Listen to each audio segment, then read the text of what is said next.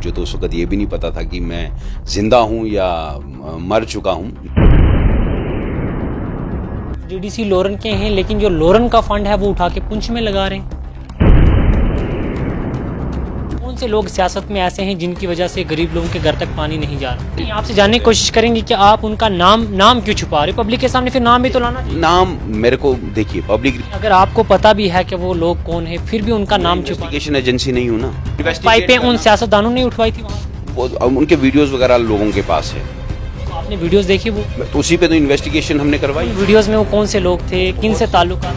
वो बहुत से लोग। आप नाम छुपा क्यों रहे हो मैं उनका? कर रहा हूँ, मैं जब तक इन्वेस्टिगेशन में क्लियरली चीजें सामने नहीं आई, मैं आप क्यों कह रहे हो अगर आपने एक बाज़ाब्ता वीडियो देखी है तो video may be that is under investigation. जो लेफ्टिनेंट गवर्नर मनोज सिन्हा जी सब यहाँ पे जब पहुंचे तो लोग उनसे कुछ बातचीत करना चाह रहे थे और रियाज नाज ने लोगों को चुप कराया। रियाज नाज ने लोगों को एलजी साहब के आगे अपनी बातें नहीं रखने दी। ये मेरा सवाल वहीं पे रह गया, रियाज नाज ने लोगों को एलजी के सामने बोलने से मना किया, क्या ऐसा नहीं, ये गलत है। लोगों ने इल्जाम लगाया। इल्जाम देखिए, इल्जाम लोग बोलने की कोशिश कर रहे थे, रियाज साहब ने कहा नहीं, यहाँ पे कुछ नहीं बोलना एलजी साहब। ऐसा कुछ नहीं है, लोगों ने अपनी बात। आदाब नाजरीन, आपका मेज़बान शहराज आपकी खिदमत में हाजिर और आप देख रहे थे टाइपराइटर। डेमोक्रेटिक आज़ाद पार्टी बनने के बाद आज पहली मरतबा तशरीफ़ फरमा है यहाँ पे इस वक्त गुलाम नबी आज़ाद साहब के बहुत ही करीबी रियाज बशीर नाज जी, जो कि इस वक्त डीडीसी भी हैं ब्लॉक लोरन से। वो इस वक्त पहली बार जो है आज़ाद पार्टी बनने के बाद आवाम के रूबरू हो रहे हैं हमारे चैनल की वजारत से। तो इनसे तमाम चीज़ों को लेकर बातचीत की जाएगी। दौरान डीडीसी इन्होंने क्या काम किए हैं और इनकी पार्टी का क्या मैनिफेस्टो है और बाकी दीगर जो चीज़ें इस वक्त जम्मू कश्मीर में चल रही हैं उन पर इनकी पार्टी का क्या स्टैंड है। सबसे पहले रियाज जी, वक्त देने के लिए बहुत बहुत शुक्रिया। आपका भी बहुत शुक्रिया शहराज साहब। रियाज जी, सीधा सवाल ये से आपसे रहेगा, क्या डेवलपमेंटल वर्क जो है चल रहा है ब्लॉक लोरन में इस वक्त? मेरी तो पूरी कोशिश है कि जहाँ पे भी आवाम के मसले हों, आवाम के लिए सहूलियतें हों, उन पे काम करने के लिए मेरी अंत तक कोशिश रहती है कि वो काम हो जाएं। तो मैं ये बड़े ज़िम्मेदारी और वसूख से कहता हूँ कि लोरन ब्लॉक में, जहाँ तक आपने स्पेसिफ़िकली पूछा है, तो मैं कहूँगा कि एक अच्छे पैमाने पे वहाँ पे डेवलपमेंट के काम जो हैं वो शुरू हैं। रियाज जी, आपसे जानने की कोशिश करूंगा, एक प्रोटेस्ट हो रहा था, एक रैली चल रही थी, उस रैली के दौरान एक शख्स भाषण दे रहा था, वो ये कह रहा था क्या रियाज नाज डीडीसी लोरन के हैं, लेकिन जो लोरन का फंड है वो उठा के पुंछ में लगा रहे हैं। देखिए, ऐसा जो भी कह रहे हैं, एक तो हमारे पास फंड 70 लाख के ही होते हैं सिर्फ। तो जहाँ तक फंड्स का ताल्लुक़ है तो वो जितना भी पैसा जहाँ पे भी आया है तो उसका रिकॉर्ड जो है वो एडमिनिस्ट्रेशन के पास है और मेरे अपने पास भी है। मेरी कोशिश रहती है कि हर जगह के काम हो जाएं, जहाँ पे भी। सिर्फ ब्लॉक लोरन से मैं डीडीसी ज़रूर हूँ, लेकिन ज़िम्मेदारी मेरी जो है, जो मैं समझता हूँ, वो पूरी हवेली की है। सिर्फ लोरन की दिक्कत नहीं है, दिक्कत पुंछ ब्लॉक में भी बहुत है, मंडी में भी बहुत है। और मेरी कोशिश रहती है कि पूरी हवेली के लोगों की खिदमत की जाए। और जहाँ पे भी जिस भी इलाके से कोई भी मसला मेरे सामने आता है, चाहे वो सड़क का हो, वो बिजली का हो, वो पानी का हो, तो मेरी कोशिश रहती है कि उस पर मेहनत करके लोगों को वो सहूलियत पहुंचाई जाए। इस वक्त लोरन के बेसिक इशू कौन कौन से, आपको क्या लगता है लोरन में सबसे पहले कौन से कामों की जानिब तवज्जो देनी चाहिए? देखिए, लोरन में मेरे लिए टॉप प्रायोरिटी पे है रोड कनेक्टिविटी। वहाँ के हेल्थ का इंफ्रास्ट्रक्चर जो था वो काफ़ी कमज़ोर था। वहाँ की पीएचसी की हालत बहुत ख़राब थी, जो सबसे पहले हमने पिछले साल वहाँ पे उस बिल्डिंग को रेनोवेट करवाया और वहाँ पे उसको एडिशनल डॉक्टर्स के लिए रूम 2 का प्रोविज़न रखा। इसके साथ साथ वहाँ पे एम्बुलेंस की बहुत कमी थी, तो क्योंकि वहाँ से पेशेंट को लाने में ले जाने में बहुत दिक्कत होती थी, तो वहाँ पे हमने एक एम्बुलेंस जो है वो मुहैया करवाई। इसके साथ साथ जो दूसरी बड़ी ज़रूरत थी वहाँ पे कि आगजनी से जो मकान जल जाते थे, उनके लिए वहाँ पे एक फ़ायर सर्विसेज की ज़रूरत थी। तो वो फायर सर्विसेज भी हमने वहाँ पे ले आए हैं गाड़ी को, कि खुदा ना खास्ता कि अगर आगजनी का कोई मामला सामने आता है तो वो गाड़ी वहाँ पे जाके उस आगजनी पे काबू पा पाए। तो इसके अलावा जब हमने आपसे पहली बार आपका एक इंटरव्यू किया था, जिसके दौरान हमने आपसे बात की थी, वहाँ पे नेटवर्क कनेक्टिविटी को लेके आपसे खुसूसी बात हुई थी। आपने कहा था उस पर काम लगा हुआ है, क्या पूरी तरह से लोरन में नेटवर्क कनेक्टिविटी लोगों को मिल चुकी है? 97% मैं ये कह सकता हूँ कि लोरन की नेटवर्क कनेक्टिविटी है, फ़ोन मोबाइल की सर्विसेज का जहाँ तक ताल्लुक़ है, उसमें मेरे एरियाज़ कुछ बहुत दूर दराज के रहते थे। वहाँ पे 5 या 6 नए टावर जो हैं, एक डन्ना में लगा है, एक हमने बेलाबाला में लगाया, एक हमने म्याखूवाला में लगाया, एक हमने बराछड़ में लगाया। चिखड़ी का एक टावर है जो मंजूर हुआ है, जहाँ पे मैंने टेलीकॉम के लोगों से बात की और वो टावर वहाँ पे अनकरीब ही मुझे लगता है कि शुरू हो जाएगा। इसके साथ साथ बटलकोट में एक और नए टावर की मंजूरी करवाई। इसके साथ एक टावर हमारा जो है वो पंचायत खड़पा में नया जो इंस्टॉल हो रहा है, उसका काम वहाँ पे चल रहा है। तो मैं बड़े वसूख से कहता हूँ कि मैं 100% तो नहीं कह सकता, हाँ 95-97% जो लोरन का एरिया है वो इस वक्त मोबाइल नेटवर्क की कनेक्टिविटी की जद में है। और दूसरी चीज़ वहाँ पे रोड की काफ़ी ज़्यादा प्रॉब्लम थी। मारकोट की बात करें या बाकी दीगर कुछ ऐसे इलाके थे जहाँ पे आपसे पहले रोड बिल्कुल ही नहीं थी, तो क्या उन एरियाज़ में आप रोड पहुँचाने में कामयाब रहे? अल्लाह का शुक्र है कि मारकोट की रोड का एक बहुत पुराने वक्त से इसकी मांग थी।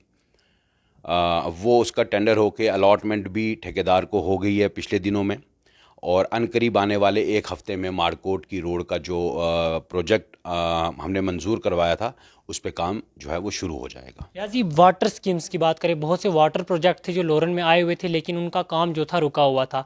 क्या अब लोगों के हर घर में पानी पहुँच चुका है सही तरीके से? देखिए, जिन प्रोजेक्ट्स की आप बात कर रहे हो, मेरी भी बहुत आवाज़ रही उन पे कि जिस तरीके से वहाँ पे फंड्स का एम्बेजलमेंट हुआ है, या वो वाटर पानी की जो स्कीम्स थी वो जो सियासत का शिकार हुई और नुकसान जो है वहाँ की आवाम को हुआ, उसके लिए मेरे को याद है कि सबसे पहली मीटिंग जो डीडीसी बनने के बाद की थी, तो उसमें मैंने उसी चीज़ को लेके आया था कि लोगों को पानी क्यों नहीं है।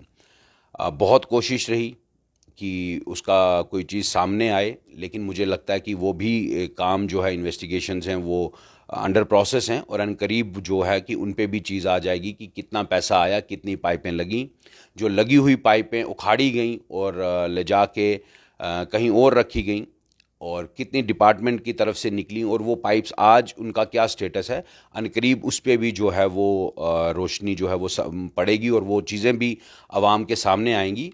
नए प्रोजेक्ट्स में इस वक्त मैंने लोरन के लिए 2 बहुत बड़े प्रोजेक्ट 3 करोड़ के सेंक्शंस करवा दिए हैं, जिनका टेंडर होके अलॉटमेंट हो चुकी है। उसमें 2 प्रोजेक्ट्स में मुझे उम्मीद है कि हमारा 40-50% एरिया जो है वो कवर हो जाएगा। लोरन ब्लॉक के टोटल हमने 8 प्रोजेक्ट बनवाए पानी की कनेक्टिविटी के, जो लोगों के घरों तक, और कोशिश रहेगी कि इंशाल्लाह आने वाले वक्त में हर घर में जो है वो पानी मुहैया करवाया जाए। आपने कहा वो जो प्रोजेक्ट्स थे वो सियासत के शिकार रहे। किन लोगों की सियासत के शिकार रहे? कौन से लोग सियासत में ऐसे हैं जिनकी वजह से गरीब लोगों के घर तक पानी नहीं जा रहा? देखिए, जो मुझसे पहले पावर में थे। सिर्फ क्या जो ब्लॉक लोरन से ही ताल्लुक रखते थे, या ओवरऑल जो डिस्ट्रिक्ट पुंछ के आपसे पहले? जिम्मेदारी पूरी हवेली की होती है। जिम्मेदारी जहाँ के रिप्रेजेंटेटिव। आपसे जानने की कोशिश करेंगे कि आप उनका नाम क्यों छुपा रहे? पब्लिक के सामने फिर नाम भी तो लाना चाहिए। नाम मेरे को, देखिए, पब्लिक रिप्रेजेंटेटिव है, मैटर इज अंडर इन्वेस्टिगेशन, जहाँ पे भी जिसका कसूर होगा वो ब्लैक एंड वाइट में आ जाएगा। अगर आपको पता भी है कि वो लोग कौन है, फिर भी उनका नाम छुपा, इन्वेस्टिगेशन एजेंसी नहीं हूँ ना। मतलब आप कह रहे हो ना सियासत का शिकार। सिर्फ ये, हाँ, क्यों कि एक तरफ पानी की लाइंस को खींचता था, जो ड्राइंग्स थी वो ड्राइंग्स नहीं बनी, पाइपें इंस्टॉल की हुई उठाई गई, तो वो अवाम के सामने वो चीज़ें, लोगों के सामने वो चीज़ें मेरा काम है कि वो काम क्यों नहीं हुआ। पाइपें उन सियासतदानों ने उठवाई थी वहां से? वो उनके वीडियोस वगैरह लोगों के पास है। तो आपने वीडियोस देखी वो? तो उसी पे तो इन्वेस्टिगेशन हमने करवाई। उन वीडियोस में वो कौन से लोग थे, किन से ताल्लुकात रखते थे? वो बहुत से लोग थे। मतलब आप नाम छुपा क्यों रहे मैं हो नहीं उनका? कर रहा हूँ, मैं जब तक इन्वेस्टिगेशन में क्लियरली चीजें सामने नहीं आई, मैं आप क्यों कह रहे हो अगर आपने एक बाज़ाब्ता वीडियो देखी है तो वीडियो को, may be that is under investigation. जो इन्वेस्टिगेशन हो रही है वो डीसी साहब को हमने लिखा हुआ था, हमने पहले भी, आज से 1 साल से हम उस चीज़ पे हैं कि जहाँ पे भी फंड एम्बेजलमेंट्स हुई हैं आप उनको इन्वेस्टिगेट करो और वो ब्लैक एंड वाइट में लाके गवर्नमेंट के सामने और आवाम के सामने रखो। यहाँ से बात करें डिस्ट्रिक्ट हॉस्पिटल पुंछ की, या पुंछ का जो हेल्थ सिस्टम है, सब डिस्ट्रिक्ट हॉस्पिटल है, डिस्ट्रिक्ट हॉस्पिटल है, इसके सबसे ज़्यादा अगर करीबी कोई हुए हैं तो वो रियाज बशीर नाज हुए, क्योंकि आपने खुद भी एक हादसा, उसमें उस हादसे का शिकार आप भी रहे। तो आप हेल्थ इंफ्रास्ट्रक्चर को किस तरह से देखते हैं? देखिए, इसमें कोई शक वाली बात नहीं है कि मेरे डिस्ट्रिक्ट पुंछ का हेल्थ इंफ्रास्ट्रक्चर बहुत कमज़ोर है। एक तो ये जम्मू से बहुत दूर है। In case of any emergency यहाँ से जम्मू पहुँचने में भी 7-8 घंटे लगते हैं। अल्लाह तक है, मेरे साथ खुद भी हादसा हुआ, शुक्र उस अल्लाह का कि उसने बख्श दिया। लेकिन मेरी तरह और भी बहुत से जो मरीज़ हैं जिनको वो सहूलियत जो मिलनी चाहिए यहाँ पे वो नहीं है। लेकिन सिर्फ क्रिटिसाइज़ करने से कुछ नहीं होगा। जब हमारी आंखों के सामने चीज़ें तो हमें चाहिए कि हम उन पे मेहनत करें। कह सकता हूँ कि डीडीसी कौंसल बनने के बाद मैंने और ऑनरेबल चेयरपर्सन साहिबा ने पहला दौरा हॉस्पिटल का किया था, जहाँ पे जाके हमने हेल्थ इंफ्रास्ट्रक्चर का जायज़ा लिया था। Instead of shouting at officers, हमें अपने लेवल पे हमने बैठ के बोला कि हम इस सिस्टम को किस तरह दुरुस्त कर सकते हैं, और उसको दुरुस्त करने के लिए हमने ऊपर तक गए और हमने डॉक्टर्स यहाँ पे जो कमी थी वो उसको भरने की कोशिश की। नए डॉक्टर्स आए यहाँ पे, पहले जहाँ पे 7 या 8 डॉक्टर्स होते थे, आज यहाँ पे 15-20 डॉक्टर्स जो हैं वो यहाँ पे हैं। यहाँ पे ईएनटी का नहीं था कोई, आर्थो की एक वैकेंसी थी जो अब 2 हैं, ईएनटी यहाँ पे आ चुकी है, एनेस्थीसिया वाले यहाँ पे हैं। उसमें मेरी कोशिश है कि एनेस्थीसिया के जो ये लोग हैं उनको यहाँ पे 1-2 की और अपॉइंटमेंट मुझे लगता है कि आने वाले वक्त में हो जाएगी, कि जिससे ये हमें हेल्थ इंफ्रास्ट्रक्चर को इम्प्रूवमेंट करने हो जाएगा वो। इसके साथ साथ जो हॉस्पिटल की बिल्डिंग है वो भी अब पेशेंट के हिसाब से उनको कैटर नहीं कर पाती है। तो इसमें भी मैंने अभी रिसेंटली ही सिविल एक्शन प्रोग्राम के तहत हमारे स्टेट के डीजीपी दिलबाग सिंह जी हैं, उनको भी मैंने गुजारिश की और एक चिट्ठी भी लिखी कि सिविल एक्शन प्रोग्राम के तहत में पुंछ के जो डॉक्टर्स के कुछ रेजिडेंशियल क्वार्टर्स हैं उनको बना दिया जाए, ताकि जो बाहर से डॉक्टर्स यहाँ पे आके रहें उनको एक इंफ्रास्ट्रक्चर, उनके रहने का एक अच्छा इन्वायरमेंट दिया जाए ताकि वो बेहतर तरीके से परफॉर्म कर सकें। इसके साथ साथ मैंने उस अपने जो डिमांड्स थी उसमें ये भी लिखा है कि हमें यहाँ पे एक्स्ट्रा वार्ड्स बना दी जाए, और हमारा जो आईसीयू का सेटअप है उस सेटअप को पूरी तरह काम में लाने के लिए भी हमारी कोशिश चल रही है। और मुझे जो इन्फॉर्मेशन अभी मिली है कि वहाँ से भी डिस्ट्रिक्ट एडमिनिस्ट्रेशन की तरफ से चिट्ठी आई है कि आप इनकी डीपीआरस बना के हमें भेज दीजिए ताकि वहाँ के हेल्थ सिस्टम को जो है वो हम इम्प्रूव कर सकें। हेल्थ सिस्टम को लेके आपके ऊपर 2 जो खतरनाक जो इल्ज़ाम आपके ओपोजिशन वालों ने लगाए, एक जब आपके ऊपर एक हादसा पेश आया उसके बाद आप पे ये इल्ज़ाम लगाया जा रहा है कि रियाज नाज साहब पे एक हादसा पेश आया, उनके बाद उनके लिए चॉपर किया गया, हेलीकॉप्टर, उनके बाद उनको जम्मू रेफ़र किया गया, ये तमाम चीज़ें हुई। हालांकि रियाज साहब को वहाँ जाके उस इंफ्रास्ट्रक्चर को बेटर करने की बात करनी चाहिए थी, लेकिन लो अपोजिशन का ये कहना है कि रियाज साहब की जानिब से एक स्टेटमेंट आती है जिसमें उन्होंने डॉक्टर से लेके जो वहाँ पे एंड तक जो कोई सिक्योरिटी गार्ड था वहाँ तक भी लोगों का शुक्रिया अदा किया, हालांकि उस स्ट्रक्चर को ठीक करने की बात नहीं की। और दूसरा जो आप पे इल्ज़ाम लगाया जाता है कि जब हॉस्पिटल पुंछ में एलजी जो लेफ्टिनेंट गवर्नर मनोज सिन्हा जी सब यहाँ पे जब पहुँचे तो लोग उनसे कुछ बातचीत करना चाह रहे थे और रियाज नाज ने लोगों को चुप कराया, रियाज नाज ने लोगों को एलजी साहब के आगे अपनी बातें नहीं रखने दी। ये 2 इल्ज़ाम आप पे जो है आपके ओपोजिशन वाले लगाते, तो इनको आप किस तरह से देखते हैं? अल्लाह का शुक्र है कम से कम मैं वहाँ था तो सही, अपोजिशन तो वहाँ थी भी नहीं।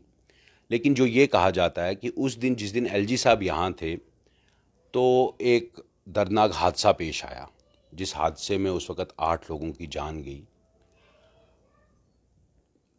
बहुत दुख था उस वक़्त, और अनड्यू इंसिडेंट था जिसकी किसी को भी ये इल्म नहीं होता है कि एक्सीडेंट है तो किस तरह होगा। मैं और हमारे कुछ साथी उस वक़्त एलजी साहब के साथ मीटिंग में थे और हमें ये खबर मिली थी कि इस तरह ये हुआ।